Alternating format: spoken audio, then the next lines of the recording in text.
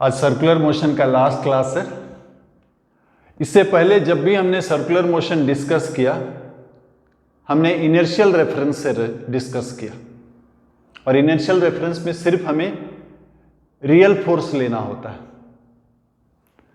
लेकिन अगर हम नॉन इनर्शियल फ्रेम से ऑब्जर्व करें तो apart from all the real forces एक ऐसा फोर्स लेना होता है जो है नहीं, जस्ट न्यूटन्स लॉ को वैलिडेट करने के लिए वो फोर्स को लेना पड़ता है, जिसे हम सीडो फोर्स कहते हैं। तो एक रोटेटिंग फ्रेम जो है एक नॉन इनर्शियल फ्रेम है। तो ये सपोज एक रोटेटिंग फ्रेम है, इस तरफ घूम रहा है विथ एंगुलर स्पीड ओमेगा, और हम इस रोटेटिंग फ्रेम से ऑब्जर्व कर रहे हैं, किसी एक ऑब्जेक्ट को ऑब्जर्व कर रहे हैं। तो सिर्फ अगर रियल फोर्सेस लेके अगर हम इस पे न्यूटन्स लॉ अप्लाई करेंगे तो न्यूटन्स लॉ इनवैलिड है। क्यों? क्योंकि रोटेटिंग फ्रेम जो है नॉन इनर्शियल फ्रेम है। सो ये रोटेटिंग फ्रेम अगर कांस्टेंट एंगुलर स्पीड में है तो apart from all real forces हमको एक सीडो फोर्स लेना पड़ेगा। ये सीडो फोर्स का वैल्यू क्या है? इस सीडो फोर्स का वैल्यू है m omega square r। m जो है मास ऑफ ऑब्जेक्ट है, ओमेगा जो है angular speed of rotating frame as seen from inertial frame. Inertial frame से अगर हम देखें तो एंगुलर स्पीड जो है रोटेटिंग फ्रेम का, दैट इज ओमेगा, और r जो है परपेंडिकुलर डिस्टेंस। ये मैग्नीट्यूड है इस सीडो फोर्स। डायरेक्शन जो है radially away from axis. So ये जो सीडो फोर्स है इसको बोलते हैं centrifugal force. Mass of object, angular speed of rotating frame as seen from inertial frame, and r जो है distance, perpendicular distance of object from the axis, और direction जो है radially away from the axis. इस force को अगर लेते हैं apart from all the real forces, तब हम न्यूटन्स लॉ अप्लाई कर सकते हैं।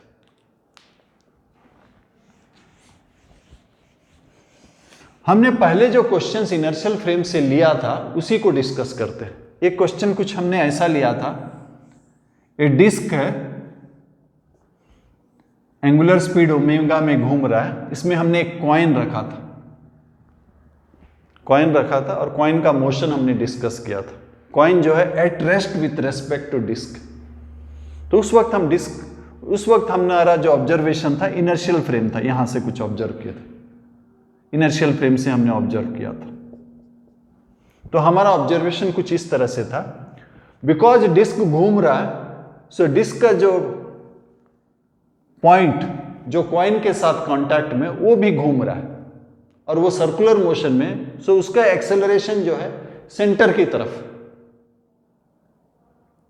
फ्रिक्शन जो है रिलेटिव मोशन डिस्ट्रॉय करता है, इसीलिए फ्रिक्शन भी कॉइन पर सेंटर की तरफ एक्ट करेगा, ताकि वो भी कॉइन को वही एक्सेलरेशन प्रोवाइड करे जो उसके नीचे में जो पॉइंट है उसका एक्सेलरेशन, उनके बीच में रिलेटिव मोशन होने नहीं देगा। तो कॉइन का नीचे में जो पॉइंट है उसका एक्सेलरेशन सेंटर की तरफ, हेंस फ्रिक्शन भी कॉइन को उसी डायरेक्शन में एक्सेलरेट करने का कोशिश करेगा ताकि उनके बीच में कोई रिलेटिव मोशन ना हो। तो फ्रिक्शन सेंटर की तरफ एक्ट करेगा।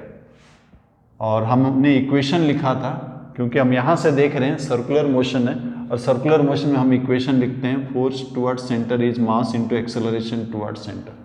तो हमने लिखा था friction equal to m omega square, radius अगर r है तो m ओमेगा स्क्वायर r। और अगर हमें पूछा गया कि मैक्सिमम ओमेगा कितना हो सकता है, तो फ्रिक्शन का हमने लिमिटिंग वैल्यू लिखा था। ये हॉरिजॉन्टल सरफेस है, सो n जो है इक्वल टू mg है। So friction is mu into n equal to m omega square r। So यहां से हमने ओमेगा निकाला था, ये मैक्सिमम वैल्यू है। सो ये हमारा डिस्कशन था इनर्शियल रेफरेंस। लेकिन अब हम अगर रेफरेंस चेंज कर देते हैं,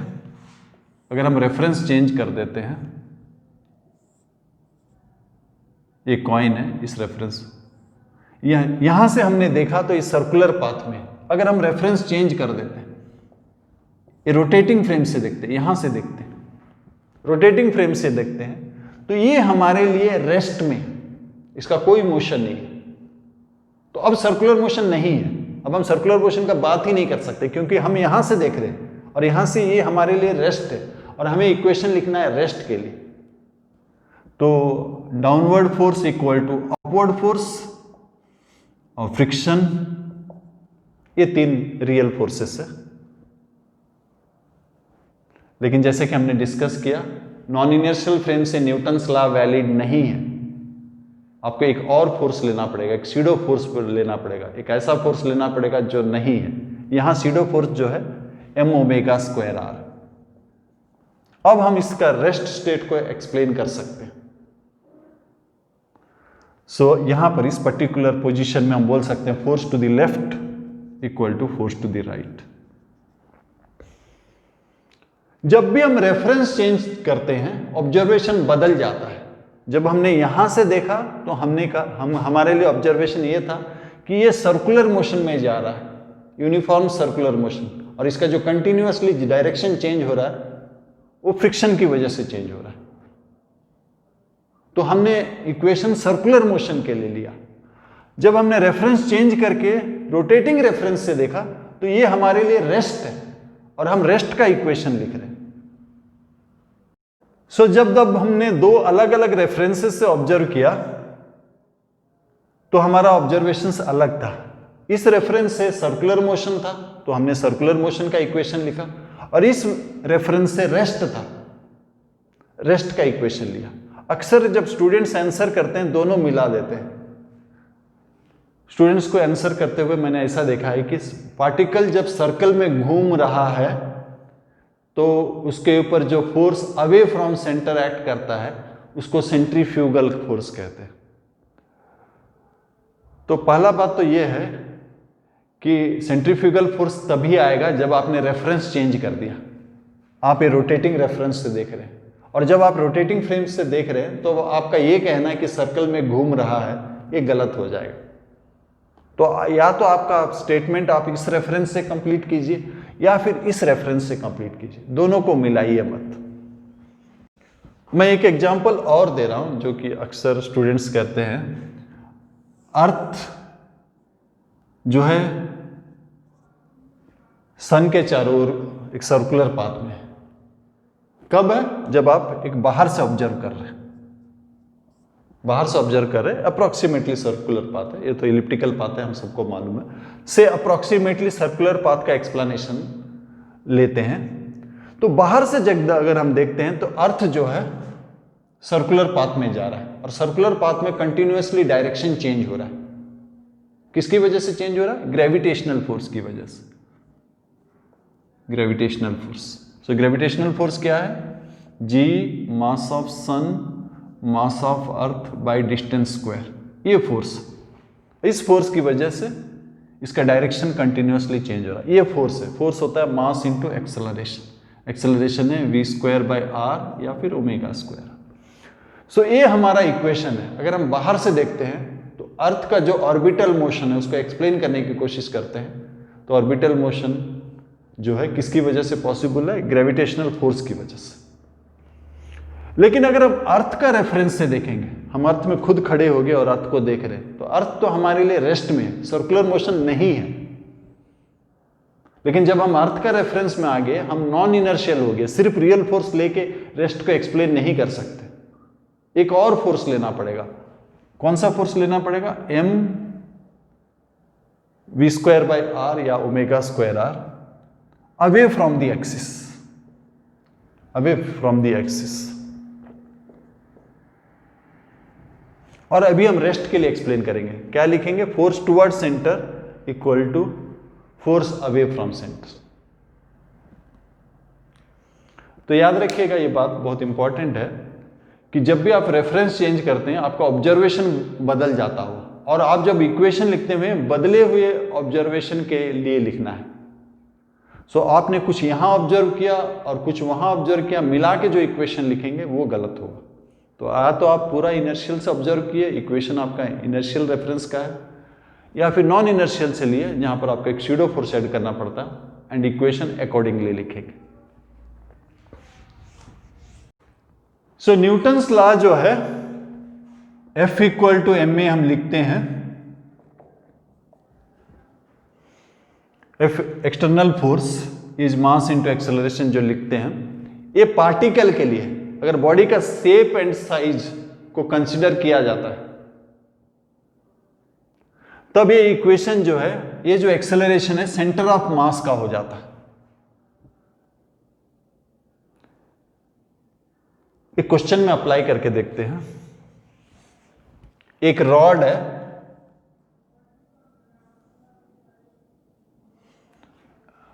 ग्रेविटी नहीं लेते हैं, एक रॉड है और इसको हम यहां घुमाना है फोर्स अप्लाई करके, एंगुलर स्पीड ओमेगा में घुमाना है। रॉड का लेंथ एल है, रॉड का मास एम है, ग्रेविटी को कंसीडर नहीं करते हैं। एक रॉड है और हमको घुमाना है, इस तरफ घुमाना है, एंगुलर स्पीड ओमेगा में घुमाना है। हमें कितना फोर्स जरूरत है?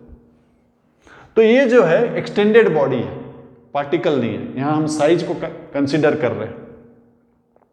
जब हम साइज को कंसीडर करते हैं तो सेंटर का एक्सेलरेशन लेते हैं। अगर ये यूनिफॉर्म बॉडी है तो सेंटर जो है L/2 में होगा।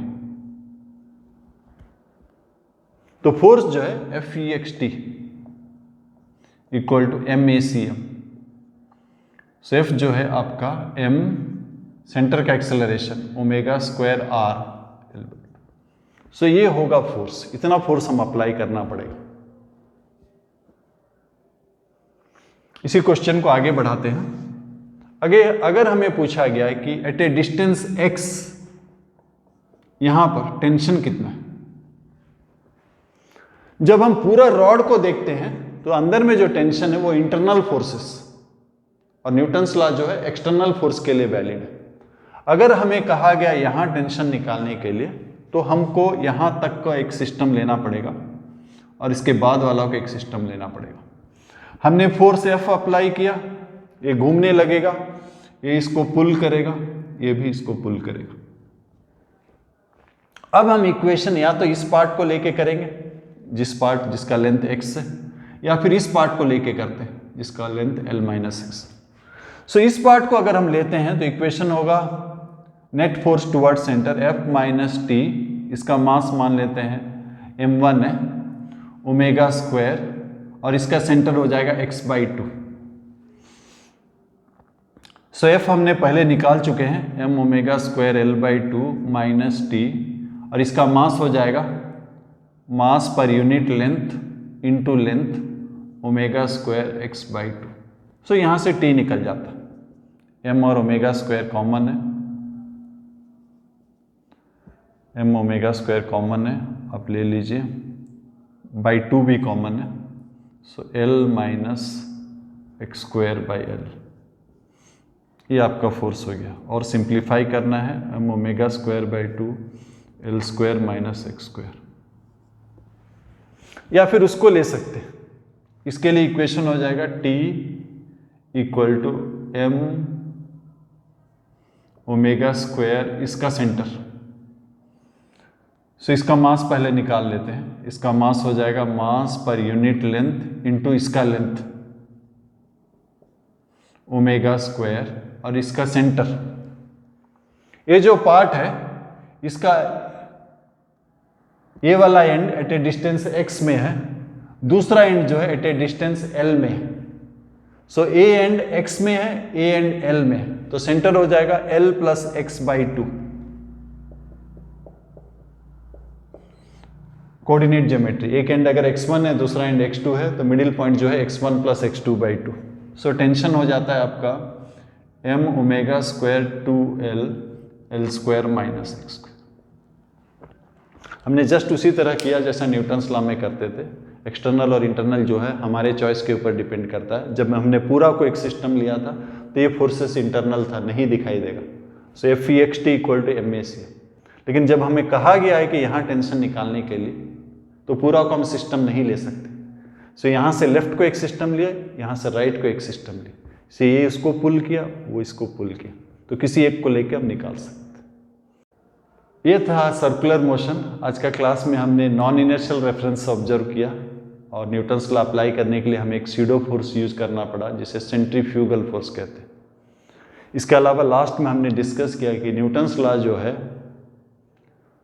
अगर आप स्ट्रेट अवे लिखते हैं Fext = ma, वो पार्टिकल के लिए जहां आप साइज को कंसीडर नहीं करते। अगर आप साइज को कंसीडर करते हैं तो आपको लिखना चाहिए Fext = m × acm। cm जो है stands for centre of mass. ये था न्यूटन्स लॉज ऑफ मोशन। तो शुरू में हमने basically applied force, normal force, mg और टेंशन लेके डिस्कस किया। बाद में सरफेस रिएक्शन का एक कंपोनेंट फ्रिक्शन को इंक्लूड किया। इन दोनों केसेस में हमने रेक्टिलिनियर मोशन डिस्कस किया। बाद में प्लेन कर्विलिनियर मोशन में, जहां एक्सेलरेशन चेंज इन डायरेक्शन की वजह से भी होता है, उसको इंक्लूड किया। सो ये था in totality Newton's laws of motion, जिसको 3 पार्ट में हमने डिवाइड कर दिया। First Newton's laws of motion, next friction, next circular motion. Most often हमने ऑब्जेक्ट का शेप एंड साइज डिस्कस नहीं किया, हम उसे एक पॉइंट जैसा ट्रीट किया।